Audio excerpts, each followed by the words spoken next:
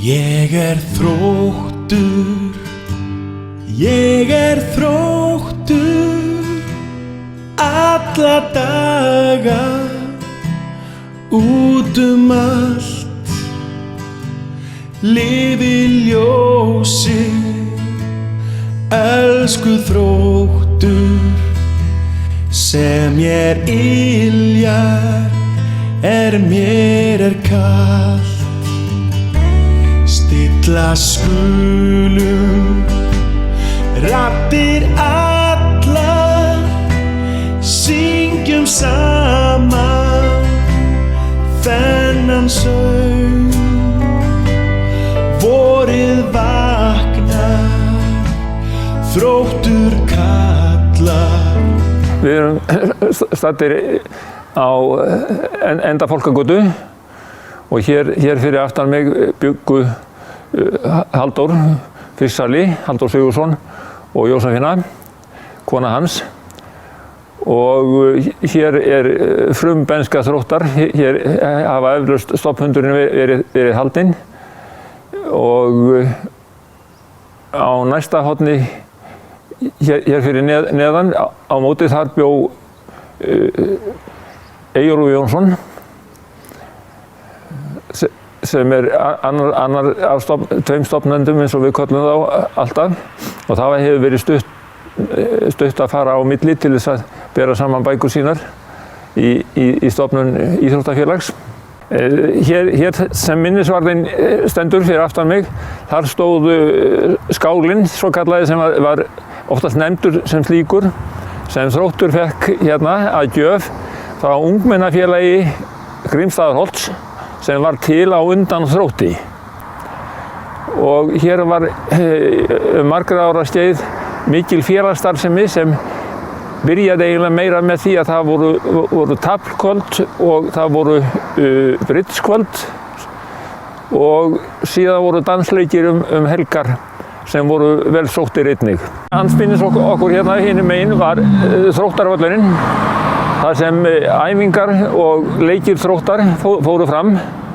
En við munum líka eftir því að þar sem við vorum að tala félagsaðstöðuna niður við sjó að þar var klætt sig úr í bragganum svo kallaða og síðan var tött hérna upp götuna, ekki þessa suðugötu heldur næstu götu sem var hérna fyrir innan og þá fóru leikirnir fram sem sagt hérna en aðstæðan til þess að klæða sig í og úr, hún var niður við sjó hérna nokkuð langt frá. Árið 1949 var öðruvísi að litast í Reykjavík. Á jaðri borgarinnar höfðu á öðrum áratug 20. aldar myndast 2 verkamannahverfi. Þetta voru annars vegar Grímsstaðaholtið og hins vegar Skerjafjörðurinn. Það sem einkenndi íbúa hverfanna var mikil samheldni. Stríðið hafði sett sterkan svip á hverfin. Til að mynda var heill flugvöllur lagður í gegnum það. Í lok stríðsins fjölgaði íbúum þegar fjölskyldur fluttu inn í braggana sem hernámsliðið skildi eftir sig. Aðalstofnendur Þróttar voru þeir Halldór Sigurðsson, fisksali í hverfinu og frændi konu hans Eyjólfur Jónsson sem síðar átti eftir að verða landsfrægur fyrir sundafrek sín. Halldór var giftur frægri spákonu í bænum, Jósefínu frá Nautól, en saga fjölskyldunar átti eftir að verða innblástur að bókaþríleik sem kunn kvikmynd var síðar byggð á. Oft var róstur samt milli drengja í hverfinu, en á árunum fyrir stríð hafði það oft gefist vel að sameina drengina í knattspyrnuiðkun.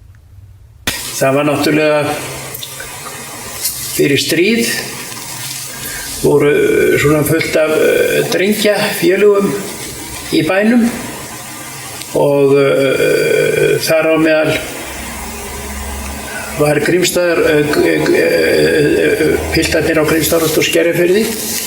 Þeir voru svona stundum að keppa sín á milli.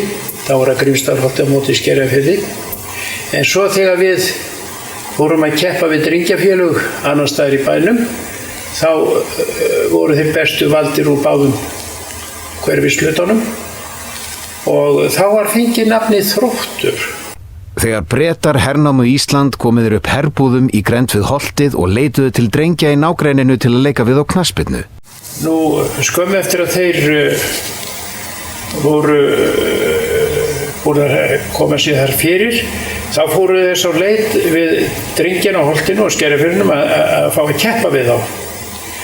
Nú á þessum ári kunnu nú engin ensku nema Halldór Sigurðsson, fiskali. Ég var þá að vinna með Dóra. Hann var þá með hestvagn og var að selja fisk og ég var að vinna með honum, var að sendast út frá honum, fórum ég út hverju borgarinnar. Og hann hafði verið á erlendu skipum í heimsstyrjöldinni fyrri 1914-18 og kunni ensku og við fengum hann til að vera tólk fyrir okkur. Það var til þess að við kepptum nokkra leiki við Breta og þá náttúrulega alltaf undir nafnið Þróttur. Því þetta voru piltar bæði af Grímsstaðaholti og Skerjafirði. Svo skeiði það 1949 að við Dóri komum saman heima hjá honum og vorum að tala það. Það gæti nú verið ansi gaman að endurvekja þennan áhuga drengjana og hvernig væri að fá að keppa við einhver starfsmannafélög. Nú það var úr að við hófuðum saman drengjónum og fórum að keppa við ýmis starfsmannafélög og líka fengum við æfingaleiki við íþróttafélögin, þar að segja knattspyrnufélögin og þá náttúrulega átti þetta bara að vera hverfisfélag og það var látið heita Þróttur. Úr þessum jarðvegi spratt svo knattspyrnufélagið Þróttur. Stofnfundur félagsins fór fram í bragga ungmennafélagsins á Holtinu. Stofnmeðlimir voru 37 talsins. Meðal þeirra sem voru á fundinum var Jón Birgir Pétursson, þá rétt 10 ára gamall. Það var nú ansi mikil upplifun, skal ég segja. Við strákarnir hérna á Holtinu og litla Skerjafirðinum, þaðan sem ég kom, við vorum búin að vera að rótast í velli sem var fyrir fram að Vökubraggan og hreinsum þetta grjóti og slíku. Nú þarna ætluðum við að hafa Þróttarvöllin. En kvöldi var stofnfundurinn í Bragganum í Grímsstaðavör, þar sem grásleppukallarnir voru. Og þarna mættu ábyggilega 40-50 manns á fundinn. Hann hafði verið auglýstur í pöntunafélaginu og allir voru mjög spenntir fyrir því að stofna íþróttafélag á Grímsstaðaholtinu. Það voru náttúrulega Eyjólfur Jónsson og Halldór Sigurðsson sem stóðu fyrir þessu. Þeir hafðu spilað lomber held ég eða eitthvað spil og var tíðrætt það að þyrfti að stofna íþróttafélag fyrir þessa óþægu drengi á Holtinu. Það var gert. Þetta var ágætis veður þennan dag. Fólk flyktist þarna að, Þróttur var stofnaður og hann átti að sinna knattspyrnu og eitthvað aðeins frjálsíþróttum minni mig. Svo var fundurinn bara búinn áður maður veit að okkur þótti leiðilegt strákunum og þurstum út í fótbolta niður á Grímsstaðaholtsvöll og þarna æfðum við vel og áttum eftir að gera bara alveg prýðilegt. Dóri fisksali naut mikillar virðingar, bæði á Holtinu og í Skerjafirði. Hann var fisksali í fiskhöllinni og kom á litlum hálfkassabíl með kassa aftan á, blés í lúðurinn sinn og húsmæðurnar þustu á vettvang til að kaupa honum fisk og í leiðinni innritaði drengina í hverfinu í Þrótt. Í fyrstu kepptu eldri flokkar Þróttar einkum við fyrirtækjaleið í bænum. Meðal yngri iðkenda var hins vegar mikill áhugi á að keppa við hin Reykjavíkurfélögin og þá í opinberum mótum. Að beiðni drengja í 4. flokki var ákveðið að senda lið til leiks vorið 1951. Og við vorum dálítið óánægðir strákarnir í 4. flokki að fá ekki að spila við KR, Val og Fram og svo framvegis.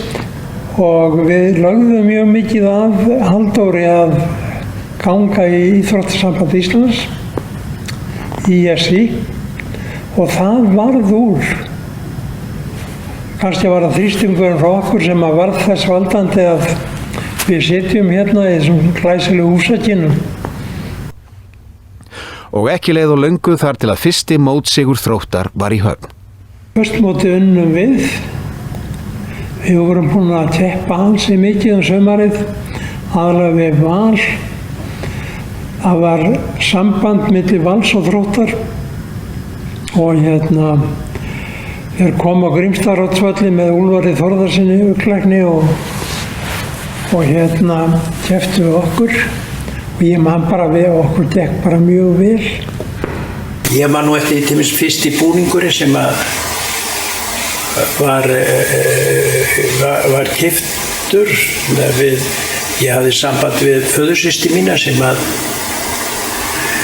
bjó í Kaupmannahöfn og hann Rögnvaldur Gunnlaugsson, glímukappi, hann var þá keypti búninginn og hann náði í hann búninginn og kom með hann heim og það var nú fyrsti búningur og við Dóri borguðum hann 4. flokkur sem þá var nú yngsti flokkurinn var að keppa og þeir stóðu sér mjög vel drengirnir þar, meðal annars voru þeir meistarar. Að eftir leikinn þá fórum við alltaf í gamla stúdentagarð, það var svona veitingarsala á sumrin og þar var bæði drengjunum og andstæðingum boðið upp á kaffi eða kók eða mjólk eftir því sem við átti og við Dóri urðum að borga það. Ég man eftir því alltaf að Halldór borgaði þar úr þessu þykka veski sem hann var með fullt af peningum, engin kreditkort á og svo man ég eftir því að ég var frekar hlédrægur að ég var kallaður upp sérstaklega því að þið skoraði einhverju mörk og ég man ekki, ég held að hann hafi verðlaunað með einhvern veginn, ég man ekki hvernig en mér þótti það óþægilegt.